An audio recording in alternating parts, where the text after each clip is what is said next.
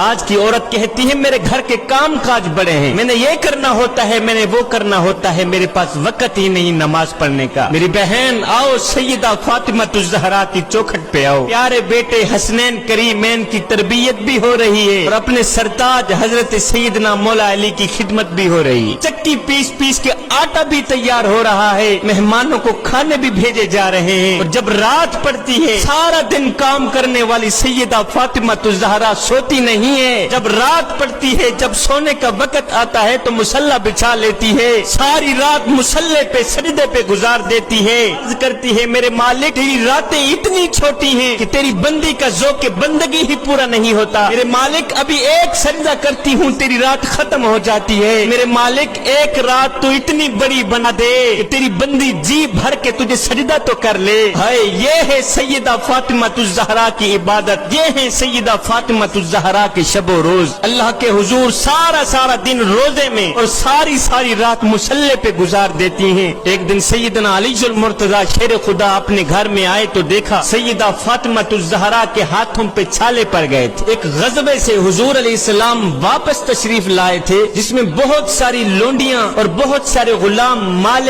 غنیمت کے طور پر آئے تھے۔ حضرت علی نے سوچا کہ اگر ایک لونڈی ہمیں مل جائے تو سیدہ فاطمہ الزہرا کے کام میں کچھ آسانی پیدا ہو جائے گی۔ حضرت علی المرتضی شیر خدا نے حضرت فاطمہ الزہرا سے کہا کہ آپ جائیں حضور علیہ السلام سے ایک لونڈی مانگ لیں۔ سیدہ کائنات سیدہ فاطمہ الزہرا اپنے ابو جی حضرت محمد مصطفیٰ صلی اللہ علیہ وسلم کے پاس چلی تو گئی لیکن سوال نہ کر سکے۔ حضور علیہ السلام نے خود پوچھا بیٹی کیسے آنا ہوا بتاؤ نا؟ عرض کی حضور بس سلام کرنے کے لیے حاضر ہوئی تھی، واپس اپنے گھر میں آ گئی۔ سیدنا علی المرتضی شیر خدا نے خالی ہاتھ دیکھا کہ اس در سے تو کوئی بھی خالی ہاتھ واپس نہیں آتا، سیدہ فاطمہ الزہرا کیسے خالی ہاتھ واپس آ گئی؟ علی المرتضی شیر خدا فرمانے لگے سیدہ مجھے لگتا ہے آپ نے حضور علیہ السلام سے عرض کی ہی نہیں تھی، کہنے لگے چلو میں بھی تمہارے ساتھ چلتا ہوں تمہاری ترجمانی کرنے کے لیے۔ حضرت سیدنا علی المرتضی شیر خدا اور حضرت سیدہ فاطمہ الزہرا دونوں میرے حضور علیہ السلام کی چوکھٹ پہ آئے۔ میرے حضور علیہ السلام نے فرمایا میرے علی کیسے آنا ہوا؟ عرض کی حضور بندہ نواز وجہ یہ ہے کہ چکی پیس پیس کر سیدہ فاطمہ الزہرا کے ہاتھوں میں چھالے پڑ گئے ہیں، مال غنیمت کے طور پر آپ کے پاس لونڈیاں تو کافی آئی ہوئی ہیں، اگر ایک لونڈی ہمیں بھی عطا فرما دیں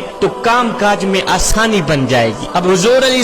السلام کے سامنے لونڈیوں کی قطاریں لگی ہوئی ہیں اور بیٹی ایک لونڈی مانگنے کے لیے دروازے پہ آئی ہوئی ہے اور حضرت علی سفارش کر رہے ہیں، لگتا تو ایسے ہے کہ انہوں نے ایک مانگی حضور نے کئی عطا کر دی ہوں گی، لیکن اگر آپ تاریخ پڑھیں تو حیرت ہوتی ہے کہ جب حضرت سیدنا علی المرتضی شیر خدا نے ایک لونڈی مانگی تو میرے حضور علیہ السلام نے قسم اٹھا کر فرمایا میں تمہیں ان لونڈیوں میں سے تو کچھ نہیں دوں گا، لیکن میں چاہتا ہوں کہ میں تمہیں اس سے بھی بہتر چیز دے دوں، میں چاہتا ہوں میں تمہیں لونڈی سے بھی ایک بہترین چیز عطا کر دوں۔ سیدہ فاطمہ الزہرا بولی حضور کیوں نہیں، ابا جان آپ کچھ نہ کچھ عطا کریں نا۔ تب میرے حضور علیہ السلام نے سیدہ فاطمہ الزہرا کو 33 مرتبہ سبحان اللہ، 33 مرتبہ الحمدللہ اور 34 مرتبہ اللہ اکبر پڑھنے کا ارشاد فرمایا۔ یہ دے کر فرمایا بیٹی فاطمہ یہ تمہارے لیے لونڈیوں اور غلاموں سے بھی بہترین چیز ہے۔ سیدہ فاطمہ الزہرا رضی اللہ تعالی عنہا راتوں کی تنہائیوں میں اٹھ اٹھ کے رویا کرتی تھی، دن کو بھی رویا کرتی تھی رات کو بھی رویا کرتی تھی۔ ایک دن حسنین کریمین نے پوچھ ہی لیا